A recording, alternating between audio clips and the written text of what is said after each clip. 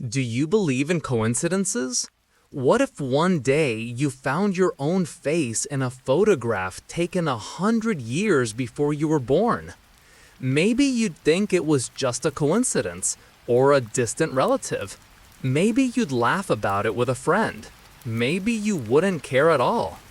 That's exactly what happened to me. In my case, that single moment redefined everything I understood about the past, identity, and destiny. For most of my life, I believed existence was just a reasonable chain of causes and effects. Work, routine, controlled logic, small personal tragedies swallowed by the next shift in the lab. And then, suddenly, something broke that straight line. My name is Adrian Chen, and this is the story of how I learned to love twice, or maybe for the first time, truly. It's hard to explain what happened without sounding completely insane, but I promise every word is true, or at least as true as reality can be when you discover how fragile it really is. It all started 2 years ago, in 2050, on a night when I was alone in the quantum research lab in Shanghai. Alone had become my natural state by then. 6 months earlier, my father had died of a heart attack while waiting for me at a dinner I canceled because I was too busy with work. Always too busy. So when he was gone, I decided working was safer than feeling. Numbers don't lie. People leave. The lab felt like the only place I could protect myself from the chaos outside. I spent countless nights under the bluish glow of holograms, believing that the streets beyond, full of color, noise, and unpredictability, only existed to pull me away from the precision my calculations demanded. In that technological silence, counting my own heartbeat was a form of survival. Nothing there could hurt me. Nothing asked for more than I could give. Years passed surrounded by humming machines, the faint scent of sterilizers, and the cold gleam of lights that never went out. Maybe from wanting to control everything, I became an expert in avoiding the unpredictable. I thought I could calculate every risk, except my own fears. Then, that autumn, as Shanghai prepared for the rainy season, something different finally happened. I was adjusting parameters in a quantum entanglement experiment, trying to achieve an unprecedented level of coherence between separated particles. But something in the equations didn't fit, a variable I couldn't isolate. My eyes burned from staring at holographic screens for 3 sleepless days. I was close to something. I could feel it. On impulse, I pressed the final sequence. The machine began to hum in a way it shouldn't. Lights flickered. I felt reality ripple around me, as if the fabric of space-time itself were folding. I tried to shut down the system, but it was too late.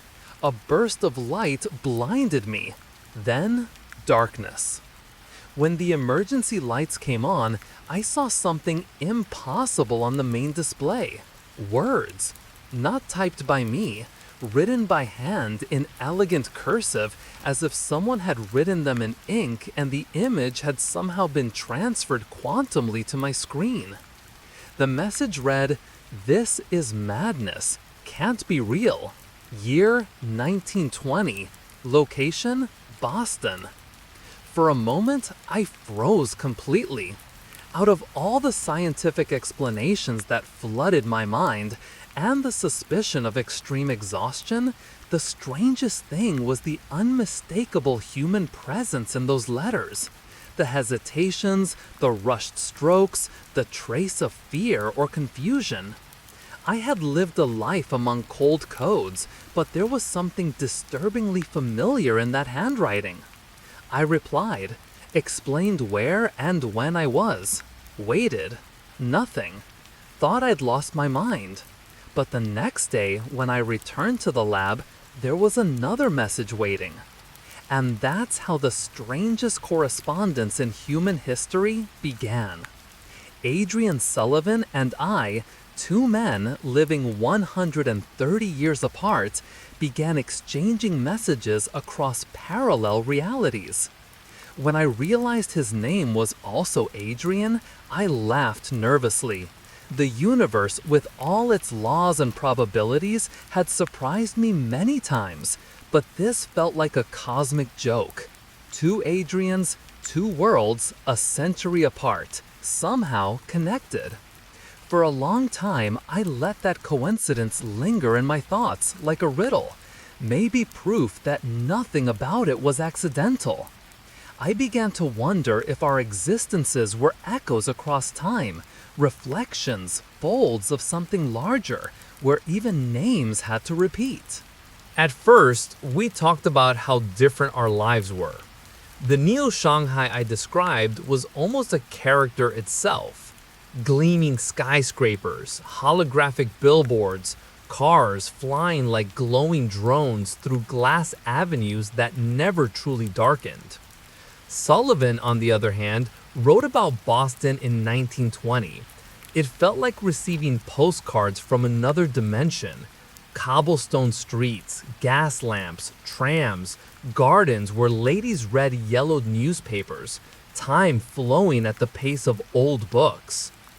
I was struck by how much weight he gave to the smallest details, the smell of old books, the morning chill, the ritual of sitting at the table with his silent mother, the sound of iron wheels cutting through dawn. I, who considered myself too practical for sentimentality, began to miss things I had never lived. His messages felt like letters from an old friend, or echoes of a past life. And I, a man of the future, realized that the pains that drag us down don't change that much over time. Loneliness, fear, and the need to be understood, those are timeless. Over time, the messages deepened. They became longer, more intimate. I spoke of my childhood with my father, the quiet Sunday lunches, the smell of home at dusk. Sullivan gave back his own childhood, a father who was both compass and cage, a mother whose singing still haunted his memory long after her death. It was like hearing my own doubts in an older voice. I started longing for his messages, a strange mix of curiosity and nostalgia for a time that wasn't mine. I don't know when I started thinking of Adrian Sullivan as a friend, or maybe a fragment of myself, a reflection bent by time. I felt that through our confessions, we were reshaping our realities, filling the empty spaces with meanings that could only exist in those digital words. Through that exchange, I realized how I had always sought meaning in control and efficiency, while Sullivan yearned to break free from predictability. We were both living the opposite of what we truly desired. While he described the suffocation of an arranged marriage to Victoria Ashford, a woman he barely knew, chosen by family ties, I confessed how shamefully I had allowed grief to cut me off from connection. We recognized ourselves in each other's silences. He, trapped by tradition and duty, I, trapped by self-protection disguised as productivity. Then Maya appeared. She was movement, color, chaos, everything the lab wasn't. Being with her was the opposite of precision, a living experiment in uncertainty. I couldn't understand how someone could give themselves so completely to life. She couldn't understand how someone could hide so completely from pain. Our worlds first collided in an old market district, the last breath of the city before its full vertical transformation. I was reading Sullivan's words on my wrist display, too distracted to notice my surroundings when I bumped into someone. A splash of magenta ink. My expensive suit lost its original color, and in that instant, so did my cynicism. Maya was light and disruption, a presence impossible to ignore. Painted hair, raspy laughter, eyes that saw everything without asking permission. Her laughter disarmed even my annoyance, and for the first time since my father's death, I allowed myself to truly laugh. That laugh broke my equation of isolation more than any theory ever could. At her invitation, I went for coffee, a simple gesture that changed everything. I didn't know then, but part of me wanted to be taken away from logic, even for a few hours. Her apartment was alive, paintings and scribbles everywhere, the smell of fresh paint, books stacked like barricades against boredom. The chaos kept me on edge, but little by little it melted my defenses. She didn't tolerate evasions. Her questions pierced every armor. When I finally confessed my grief and self-imposed isolation, she offered not pity, but a truth that hit like lightning. Isolating yourself may feel safer, but it's infinitely lonelier. Her touch, so spontaneous and sure, was both interruption and baptism. For the first time, I felt it was okay to exist with my weaknesses exposed. Every meeting, every afternoon with her became a piece of the essential archive of human memory. Meanwhile, Sullivan wrote about a woman named Eleanor, a fearless suffragette he had seen speaking in a public square. She challenged everything, ignited desires long asleep. With her, he began to imagine rebellion, to taste the radical freedom of choice. I started seeing how my past, present, and future were being sewn together by the same thread. It terrified me to think that every choice I made could alter not only my life, but his and theirs. The responsibility of love and of risk grew exponentially. Maya and I spent afternoons watching light shows from rooftops or lying side by side listening to old music, debating art and mad scientists. Once, she asked what I truly feared losing. I couldn't answer. She smiled, took my hand, and wrote on my palm, "If you never lose anything, you'll never gain anything." Only much later did I understand the size of that lesson and how the biggest truths always seem obvious too late. Life in the lab went on.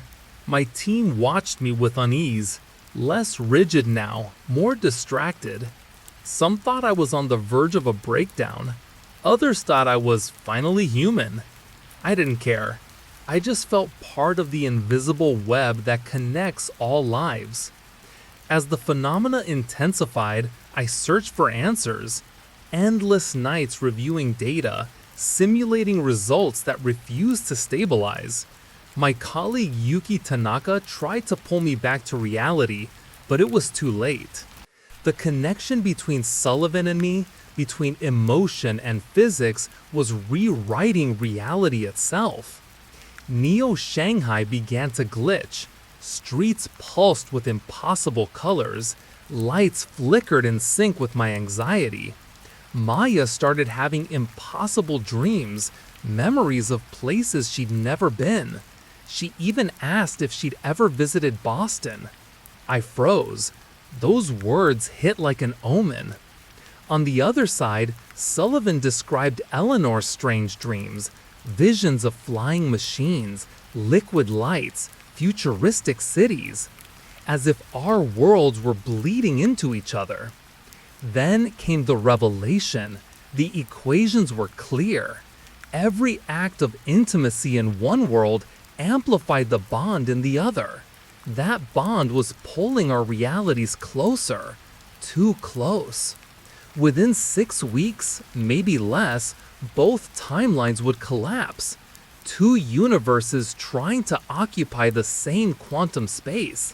Total annihilation. And the cause? Our love. My love for Maya. Sullivan's love for Eleanor. Every kiss, every touch, every whispered word was killing billions across two timelines. I told Sullivan everything. The equations, the synchronization, the coming collapse. His reply shattered me. He couldn't give up Eleanor. She made him want to live for the first time. And I couldn't give up Maya either. She had brought me back to life. We were trapped in a cosmic dilemma. Who should surrender first? Which Adrian would sacrifice his heart to save the world? Desperation consumed us. I told Maya the truth, everything. She listened, silently crying. When I finished, she said something I'll never forget. She already knew. The memories of Eleanor had been returning. She remembered loving me, or Sullivan, in another life. She remembered losing me.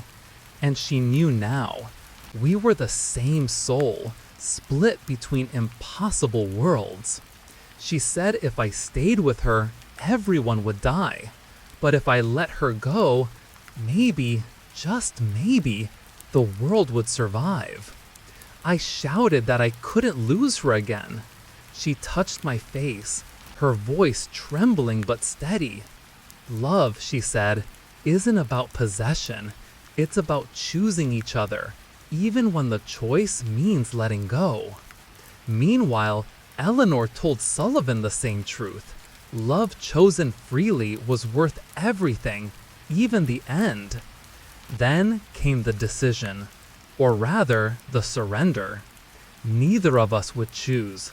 Maya and Eleanor would decide. If they stayed, we'd face the end together. If they left, we'd honor their sacrifice by living. Maya came to the lab. Eleanor came to Sullivan's study. Both silent. Then Maya took my hand, smiled through tears, whispered goodbye, and kissed me, long and slow, tasting of salt and lost futures. Then she walked away.